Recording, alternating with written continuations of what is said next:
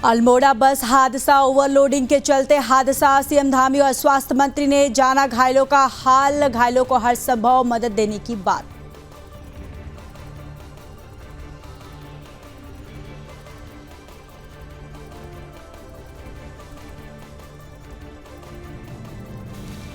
बोग्याल track पर गया एक ट्रैक्टर लापता, 2 दिन पहले निकला था 5 सदस्यीय दल, खोजबीन में सकुशल वापस लौटा ट्रैक्टर, परिजनों में खुशी की लहर।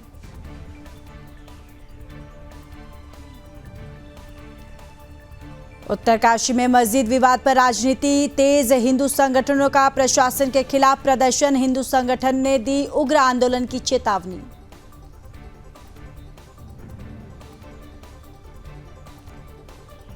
हरिद्वार में भव्य गंगा उत्सव का आयोजन, गंगा उत्सव में गंगा आरती और लेजर शो ने बिखरी चमक।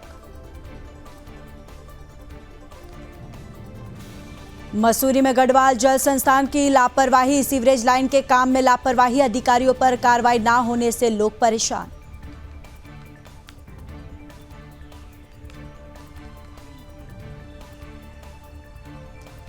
देहरादून में स्ट्रीट लाइट्स की मरम्मत में तेजी, स्ट्रीट लाइट्स की समस्या को लेकर डीएम का निर्देश, 12 दिनों में 12,000 अधिक स्ट्रीट लाइट्स की हुई मरम्मत।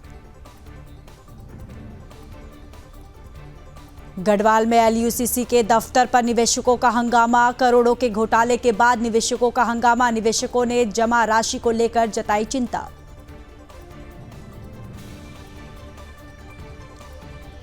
ए हिस्ट्री ऑफ हिंदू जुल्म पुस्तक का हुआ विमोचन, मुख्यमंत्री पुष्कर सिंह धामी ने किया विमोचन। इस दौरान सीएम ने कहा, सनातन धर्म की सबसे प्राचीन धर्म है। Retired major general G D. Bakshi ने लिखा है पुस्तक।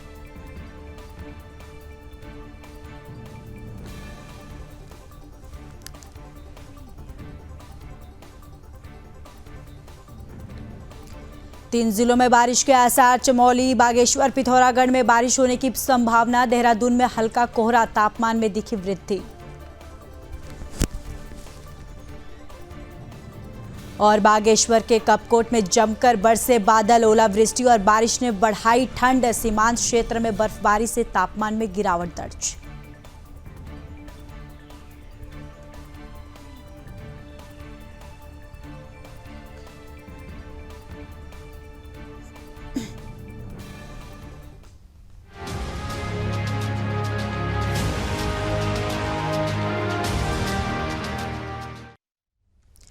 नमस्कार, आप देख रहे सुदर्शन न्यूज, मैं हूं आपके साथ ज्योति यादव। चलिए बुलेटिन की शुरुआत करेंगे इस वक्त की बड़ी और अहम जानकारी के साथ। सीएम धामी ने अल्मोड़ा हादसे पर दुख जताया, इस हृदय विदारक घटना से आहत हूं।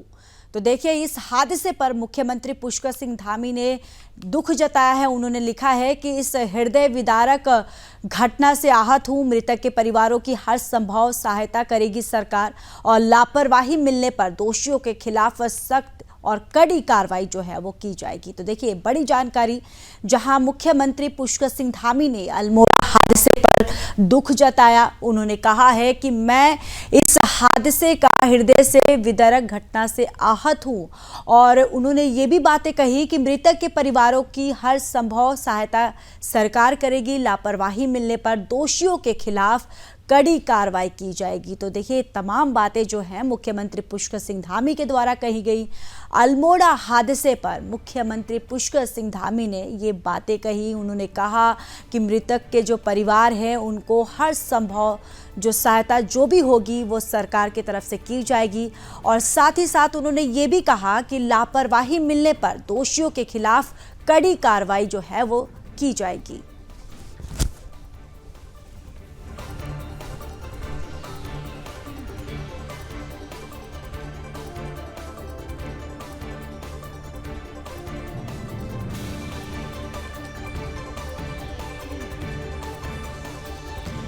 मुख्यमंत्री पुष्कर सिंह धामी ने सेवानिवृत्त मेजर जनरल जी.डी. बख्शी की पुस्तक ए हिस्ट्री ऑफ हिंदुज्म का विमोचन किया। कार्यक्रम का आयोजन विकास नगर के एक निजी स्थान में किया गया और जहां जी.डी. बख्शी ने अपनी पुस्तक के बारे में विस्तार से चर्चा की और छात्र छात्राओं के सवालों के जवाब भी दिए। जहां उन्होंने कहा कि हिंदू शब्द किसी भी धर्म ग्रंथ में नहीं है, इसकी उत्पत्ति विदेशों लोगों द्वारा और जो विदेशी लोग हैं उनके द्वारा सिंधु नदी के नाम पर की गई है, जबकि हमारा धर्म सनातन धर्म है जो कि बेहद पौराणिक है और जिसको जानने समझने की ज़रूरत है। सनातन धर्म के इतिहास को महत्व को बताती है। इस पुस्तक के विमोचन समारोह के दौरान मुख्यमंत्री पुष्कर सिंह धामी ने जीडी बख्शी के इस प्रयास की सराहना की और कहा कि सनातन ही सबसे पुराना धर्म है जिसके इतिहास को बदलने की कोशिश की गई। सीएम धामी ने कहा कि 3 तलाक, धारा 370, सर्जिकल स्ट्राइक और सीएए पर बात करते हुए उन्होंने ये भी बातें कही है कि 2014 से पूर्व भारत अपनी पहचान खो चुका था, जिसमें 2014 के बाद नरेंद्र मोदी की सरकार बनने के बाद काफ़ी बदलाव देखने को मिले हैं, जिसमें से एक अयोध्या में 500 साल के इंतजार के बाद बना राम मंदिर भी एक है।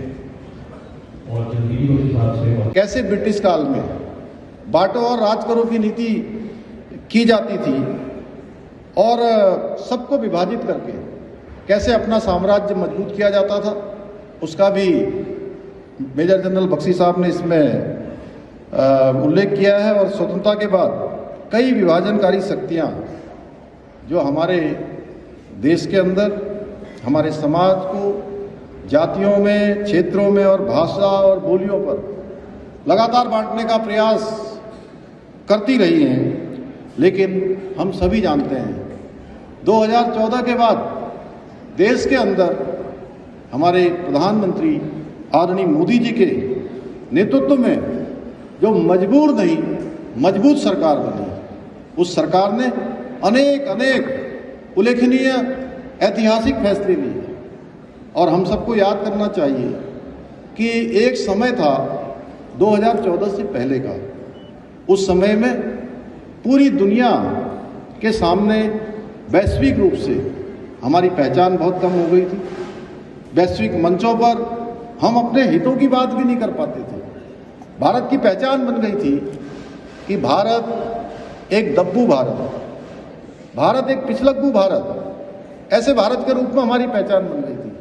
एक इसमें मैंने लिखी है अपने ग्रैंड चिल्ड्रन के लिए, जो मेरे नाती पोते हैं उनके लिए और उनके बराबरी के बच्चों के लिए, कि आप कौन हैं, आपका वजूद क्या है। जब हम कहते हैं कि हम हिंदू हैं, आप उससे क्या समझते हैं, क्या है हमारा इतिहास, क्या, जैसे कि कॉलोनियल पाश्चात्य इतिहासकार कहते थे कि साहब आर्य तो बाहर से आए, सेंट्रल एशिया से आए, यूरोप से आए, यहाँ के लोगों को खदेड़ कर वो बस गए। हिंदू धर्म इम्पोर्ट है, फॉरेन इम्प्लांट है यहाँ पे। इसे ये इतने सारे गलत तथ्य घूम रहे हैं, इतना सारा सत्य को तोड़ मरोड़ कर पेश किया कि अनिवार्य था कि हमें हिंदू धर्म का इतिहास बना लें। और ये इतिहास है 10,000 साल पुराना, उससे भी प्राचीन है।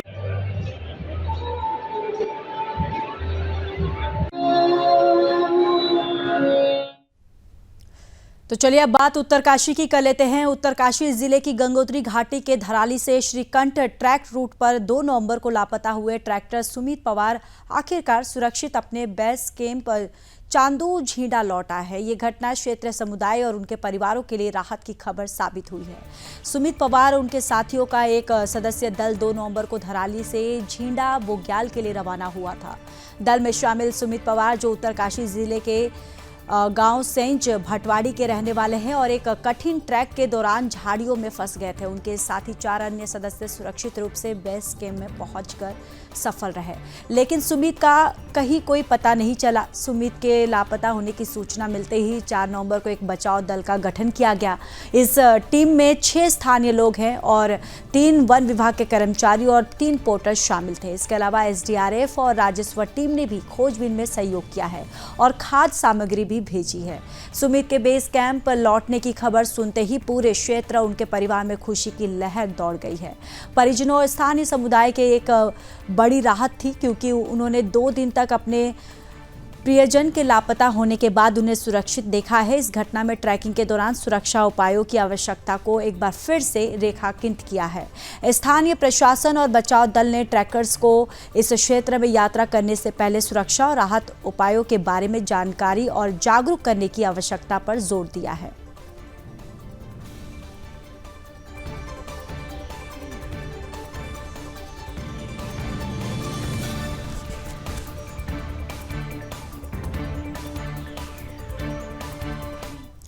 उत्तरकाशी में 24 अक्टूबर को मस्जिद विवाद को लेकर पुलिस और हिंदू संगठनों के बीच हुई झड़पों के बाद अब एक बार फिर से राजनीति शुरू हो गई है।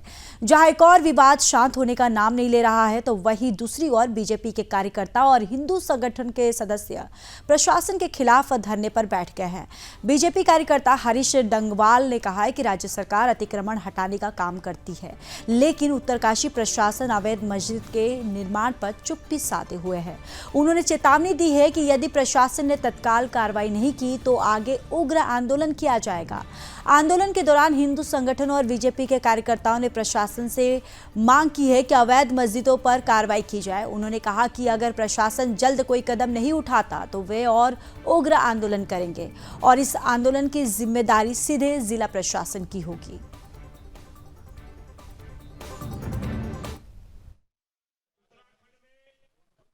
को जो एक शांतिपूर्ण तरीके से अवैध अतिक्रमण के खिलाफ और हिंदुओं के जन जागरण के लिए एक शांतिपूर्वक तरीके से जो जुलूस प्रदर्शन किया जा रहा था, उस जुलूस प्रदर्शन में कुछ पुलिस अधिकारियों के अति उतावलेपन के कारण जिला प्रशासन द्वारा उसमें बिल्कुल भी संवेदन शून्यता दिखाते हुए जो लाठीचार्ज किया गया, हम उसकी कठोर निंदा करते हैं और ये भी मांग कर रहे हैं कि उसे लाठीचार्ज के जो दोषी अधिकारी हैं उनके खिलाफ कार्रवाई होनी चाहिए। आखिर वो कौन लोग थे जो शांतिपूर्ण तरीके से जो जुलूस प्रदर्शन चल रहा था उसमें पत्थरबाजी की गई। हम उनकी भी मांग करते हैं कि आखिर वो पत्थरबाज जो कौन थे, वो पत्थरबाज आखिर पुलिस ने पिछले एक सप्ताह तक लगभग 2 सप्ताह होने को आए हैं, लेकिन अभी तक उन पत्थरबाजों की पुलिस ने शिनाख्त नहीं कर पाई। सारी लापरवाही जिला प्रशासन की है। आपने देखा 24 तारीख को हमारा बहुत ही शानदार तरीके से शांतिप्रिय आंदोलन चल रहा था और ये आंदोलन जायज़ है। कोई सही बात को कहना कोई गलत बात नहीं होती। हम तो ये भी कह रहे हैं कि जो यहाँ पर विवादित मस्जिद है उसका जो विवादित ढांचा है उसे जो है स्वयं तोड़ दिया जाए और उल्टा जिला प्रशासन ने जो यह शांतिप्रिय आंदोलन चला था इस पे बर्बरतापूर्व लाठीचार्ज किया और हमारे निर्दोष साथियों को टिहरी जेल भेज दिया और टिहरी जेल भेजने के बाद उसके कई दिनों के बाद उन पे और ऐसी संगीन धाराएं जोड़ दी गई है जिनका यहाँ पर जो नॉन अवेलेबल है उसकी बेल यहाँ से भी नहीं हो सकती है और उसकी बेल हमें हाई कोर्ट से। संयुक्त हिंदू सभा द्वारा ITR के माध्यम से मस्जिद की जानकारी मांगी गई थी, तो जिला प्रशासन के द्वारा जो जानकारी दी गई थी उसमें उन्होंने स्पष्ट किया था कि जो मस्जिद के नाम कोई भूमि नहीं है, मतलब मस्जिद जिस भूमि पर बना हुआ है तो उस भूमि में मस्जिद के नाम नहीं है। हो सके वो किसी व्यक्ति के नाम हो और व्यक्ति के नाम कितनी है और कितने पे वो एरिया बना हुआ है वो जांच का विषय है। पर क्या है, संयुक्त सनातन धर्म के लोग अपना 24 तारीख को जो आंदोलन कर रहे थे, क्योंकि प्रशासन ने ही दुविधाजनक स्थिति पैदा की है, तो वो अपनी मांग को लेकर एक शांतिपूर्व जो धरना प्रदर्शन कर रहे थे और शांतिपूर्व धरना प्रदर्शन में पुलिस के द्वारा लाठीचार्ज किया जाता है। लाठीचार्ज करने के बाद 3 बेगुनाह लोगों को जेल में डाल दिया जाता है।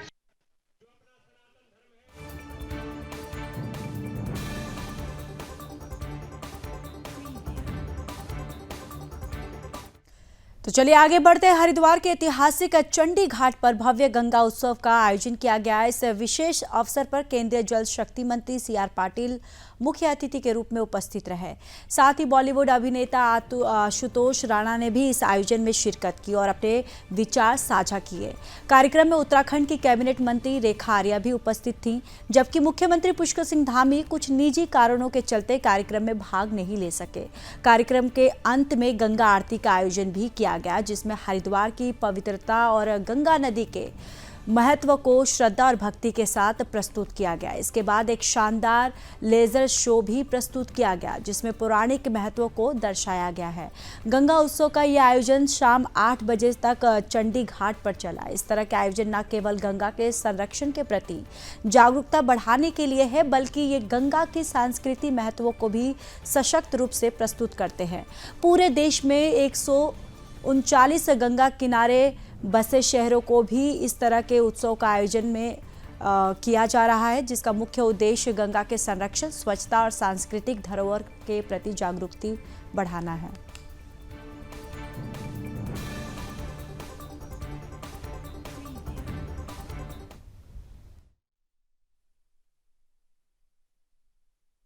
जी बहुत अद्भुत। मैं पहली बार हरिद्वार आना हुआ हमारा, और ये हमारे लिए सचमुच में अनुपम सुख का विषय है कि इस अवसर पर, गंगा उत्सव के अवसर पर, मातेश्वरी गंगा की आरती करने का भी मुझे सौभाग्य प्राप्त हुआ।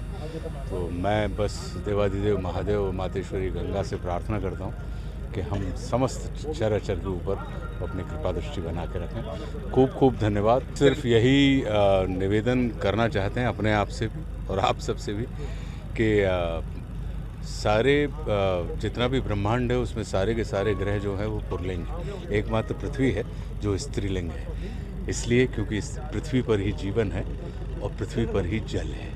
तो आप यही मान के चलें कि ये जो जल हमको, आपको सबको मिलता है मातेश्वरी गंगा या मातेश्वरी नर्मदा या यमुना के माध्यम से, तो बस ऐसे ये मान के चलें कि ये अमृत है और यही है जो हमारी रगों में बह रहा है। से लोगों की अपेक्षा पूर्ण कर रहे हैं, उसी से पता चलता है कि ये बहुत बड़ा काम है। निवेदन होगा और माननीय प्रधानमंत्री श्री नरेंद्र मोदी साहब के लीडरशिप में भारत सरकार को जिस तरह से नदी की सफाई, नदी के लिए जो अलग अलग काम उन्होंने उठा के रखे हैं, उसके आधार पर मैं कह सकता हूँ कि माननीय प्रधानमंत्री श्री मोदी साहब की लीडरशिप में लोगों की, देश के लोगों की जो अपेक्षा है पूर्ण होगी। कभी भी जिस तरह से हादसे में मौत हुई है, बहुत ही दुखद घटना है और ऐसा नहीं होना चाहिए, फिर भी हादसा हुआ है जी।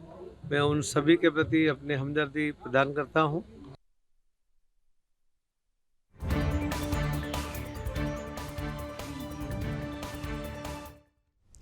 पहाड़ों की रानी मसूरी में गढ़वाल जल संस्थान के अधिकारियों की लापरवाही से स्थानीय लोग परेशान हो गए।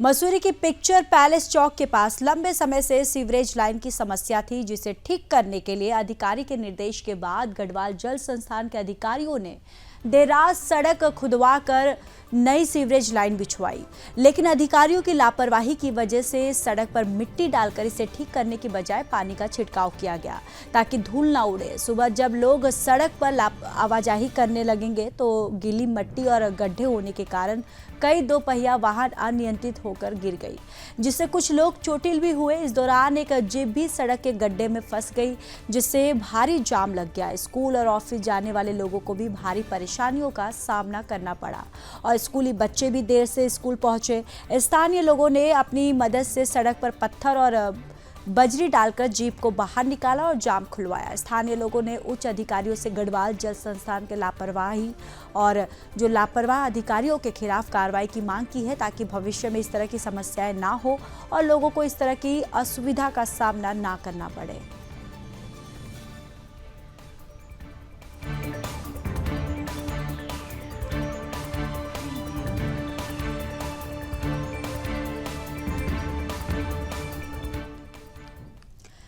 देहरादून शहर के भीतर स्ट्रीट लाइट्स हमेशा से एक बड़ी समस्या रही है। कई जगह ये लाइट्स समय पर जलती नहीं है तो कहीं पर पूरी तरह से ठप पड़ी होती हैं, जिससे रात के वक्त लोगों को कठिनाई का सामना करना पड़ता है। इसी समस्या को ध्यान में रखते हुए डीएम सविन बंसल नगर निगम की कई टीमों को मौके पर उतारकर स्ट्रीट लाइट्स की मरम्मत का जिम्मा सौंपा था। इन टीमों ने पिछले 12 दिनों में शहर भर में 12,000 से अधिक स्ट्रीट लाइट्स की मरम्मत की। वहीं जो लाइट्स अभी भी ठीक नहीं हो पाई हैं, उनके चिन्हीकरण की प्रक्रिया जो है वो तेजी से चल रही है। डीएम सविन बंसल ने इस पूरी प्रक्रिया की निगरानी की है और बताया कि कार्य योजना के तहत सभी टीमों ने त्वरित गति से काम किया है।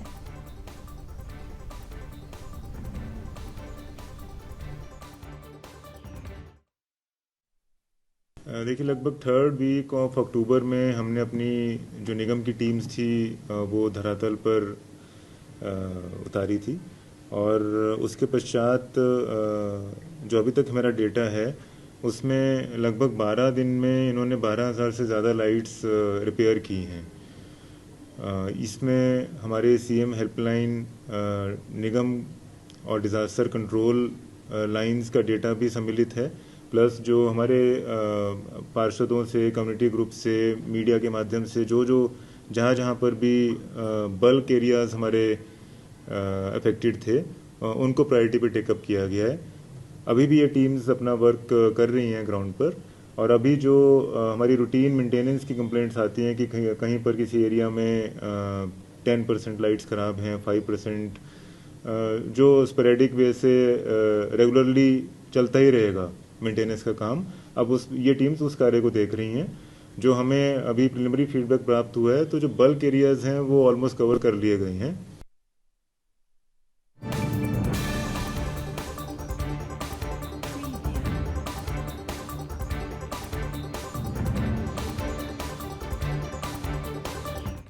श्रीनगर गढ़वाल स्थित LUCC के दफ्तर में निवेशकों और एजेंटों के बीच जमकर हंगामा हुआ। निवेशक अपने निवेश को लेकर चिंतित थे और उन्होंने अपने पैसों को लेकर गहरी चिंता जताई। दरअसल कुछ दिन पहले पौड़ी के एक ब्रांच में करोड़ों रुपए के घोटाले का खुलासा हुआ था, जिससे श्रीनगर ब्रांच के निवेशक भी परेशान हो गए। इस दौरान सोसाइटी के ब्रांच अधिकारियों ने निवेशकों को आश्वस्त करने की कोशिश की। ममता भंडारी, श्रीनगर ब्रांच की मैनेजर, ने कहा कि निवेशकों को धनराशि पूरी तरह से सुरक्षित है और किसी भी प्रकार का फ्रॉड नहीं हुआ है। उन्होंने निवेशकों से शांत रहने और विश्वास रखने की अपील की। फिर भी निवेशकों ने कहा कि घोटाले की खबरों के बाद उनका विश्वास हिल गया है और वे जल्द अपनी जमा राशि लौटाने की मांग कर रहे हैं। इस पूरे घटनाक्रम में सोसाइटी की विश्वसनीयता पर सवाल खड़े कर दिए हैं और अब देखना ये होगा कि LUCC अपने निवेशकों के विश्वास को कैसे बहाल करती है।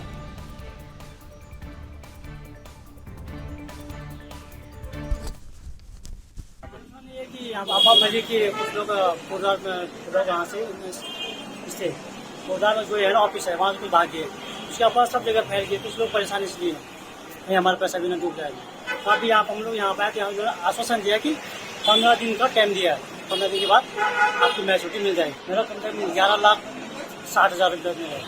हमारे जहाँ पे सीनियर एजेंट है उनके द्वारा मिला है कि 15 दिन का टाइम दीजिए, 15 दिन के बाद आपको लोगों का पैसा मिल जाएगा, मैच्योरिटी मिल जाएगी। इनके एजेंट आए थे, इन्होंने बोला कि हम कर दे आईडी जमीन नहीं करेंगे, ठीक है। 1 साल की आईडी का 3 साल की बनाए 2 साल खा देंगे। आश्वासन कभी किसी गूगल पे कर दे, कभी कुछ किसी को कर दे। तो बैंक है क्या ये बवाल है? जो इन्होंने एजेंट बना रखा उस एजेंट को लाओ ना, जिसने 1,14,000 खा दिया, 14,600 रुपये खा दिया। क्यों बनाए ना एजेंट? टीवी देखो तुम, ये क्यों नहीं ला रहे आप? एजेंट बोले कि वो तो रो रही है, वो बोले मैंने खा दिया, ये कर दिया हमने, तो सारा हम डिटेल दिखा रहे हैं। तो ये बोले कि अब मैं दे दूंगी तुम्हारे पैसा, मेरे को केस मत करना, मेरे को ये मत करना। दिक्कत ये हो रही कि हमें पैसा नहीं मिल रहा टाइम पे। 6 महीने हो गए, मेरे पैसे भी नहीं मिले। 1,02,600 रुपए 4 आईडी पे, प्लस यहाँ पे सिस्टम कुछ नहीं है। ये सिस्टम हो रहा है कि सिस्टम है, सिस्टम है, अगर चलो हमारे पैसे जमा हो रहे हैं तो हमें मैसेज आ रहे हैं, नहीं हो रहे ब्लॉक हो रही है, तो कम से कम मैसेज तो करें हम लोग भी तुम्हारी आईडी ब्लॉक हो रही है। आपको आ रही है, 6 महीने से परेशान हो गए, अभी तक पैसा कुछ नहीं मिला मुझे। बैंक गूगल पे कर रही है, वो भी आधे पैसे गूगल पे कर रही है, पूरे पैसे गूगल पे नहीं कर रहे। ये बता, अगर कहीं की भी सोसाइटी है मानो, तो उन्होंने मैनेजमेंट ने कुछ बना रखा होगा ना यहाँ पे। ऐसा बोल रहे कि मैनेजर बना रखा है, मैनेजर मुझे गूगल पे कर रहे हैं 15,000 रुपए, और बाकी के पैसे बोल रहे की बात नहीं होगा, कब देगी मुझे बात नहीं बताइए। सर यहाँ का तो सब ठीक ठाक है, यहाँ पे सभी लोगों को मेजोरिटी भी मिल रही है, सभी लोगों को सैलरी सुनी जो भी है, यहाँ पे सिस्टम सब कुछ सही हो रहा है सर। लेकिन ये दुगड्डा ब्रांच का जो मामला आया है, इसलिए लोगों में आक्रोश फैला है और इसके लिए हम लोग यहाँ पे किस किस को जवाब दें, हम उनको नहीं कर पा रहे, हम कंट्रोल नहीं कर पा रहे, क्योंकि मीडिया में ऐसी खबरें फैल चुकी हैं, जिस वजह से हम लोगों को यहाँ पे एक सब सीनियों को एकत्रित होना पड़ा, ताकि हम अपने लोगों को, सब लोगों को समझाएं कि जैसे कि हमारे सीनियरों द्वारा बोला गया, हमको आश्वासन मिला है कि आप लोग सभी लोग शांत बैठे रहे, आप लोगों को सभी को आपका जितना भी आपका पैसा है मिलेगा। मैं ममता भंडारी, श्रीनगर सुविधा केंद्र प्रबंधक। कई लोगों का, जैसा कि कई लोग कह रहे हैं कि ममता भंडारी फरार चल रही है, मैं कहीं फरार नहीं हूँ, मैं कहीं बाहर से नहीं आई हूँ, आप लोगों के बीच से ही हूँ। और आप लोगों को पता है कि हम लोगों के ऊपर कितना बड़ा मुसीबतों का पहाड़ टूटा है, तो उसी के सिलसिले में मैं अभी देहरादून में हूँ और जैसे ही यहाँ पे काम निपटता है तो मैं आपके पास ज़रूर आऊँगी। और यहाँ पे आप लोगों को मेरा आप लोगों से यही निवेदन है कि आप लोग ज़रा धैर्य बनाए रखें। जैसा कि मिचोटी के लिए आप लोगों को बताया गया है, आज तक जैसे हमने मिचोटी दी है, आगे भी आप लोगों को वैसी मिचोटियाँ देते रहेंगे।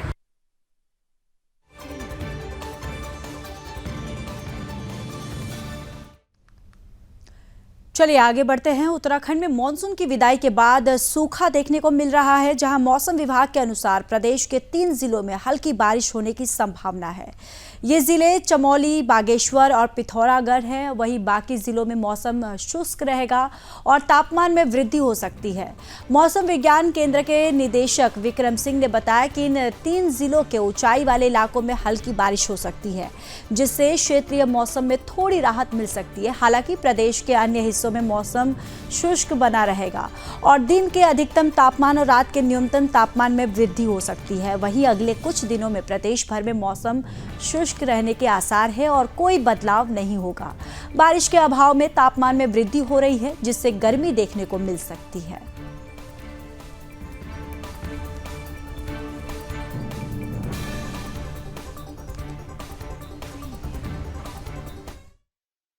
है तो आज के लिए जो अंदर के 3-4 डिस्ट्रिक्ट है, जिसमें कि जो है पिथौरागढ़, बागेश्वर, बिल्कुल आज ये जो है नवंबर का मंथ हमारा 3 से 4 दिन हो गया और आज 4 तारीख आपकी है। तो आज के लिए जो अंदर के 3-4 डिस्ट्रिक्ट है, जिसमें कि जो है पिथौरागढ़, बागेश्वर, चमोली, रुद्रप्रयाग, तो इनमें डेवलपमेंट हुए हैं, तो थोड़ी बहुत बारिश जो है जरूर वहाँ मिल जाएगी आज। लेकिन कल से फिर वो साफ हो जाएगा, क्लियर हो जाएगा वेदर एक्टिविटी। छुटपुट आप कह सकते हो पिथौरागढ़ में कल भी हो सकता है मिल जाए, हायर रीचेज में वो भी, बाकी कुछ आगे फिर दिख नहीं रहा है। तो आगे अगर मैं बात करूं कल के बाद, तो करीब वीक भर और 10 डेज जो है कुछ एक्टिविटी दिख नहीं रही।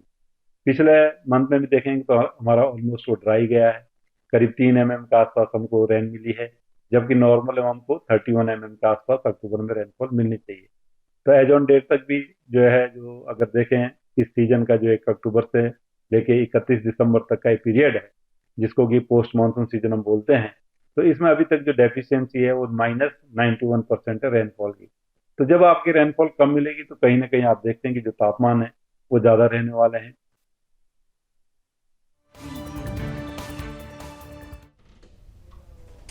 उत्तराखंड के बुलेटिन में फिलहाल के लिए बस इतना ही। बाकी देश और दुनिया की तमाम बड़ी खबरों के लिए देखते रहिए सुदर्शन न्यूज। जय हिंद।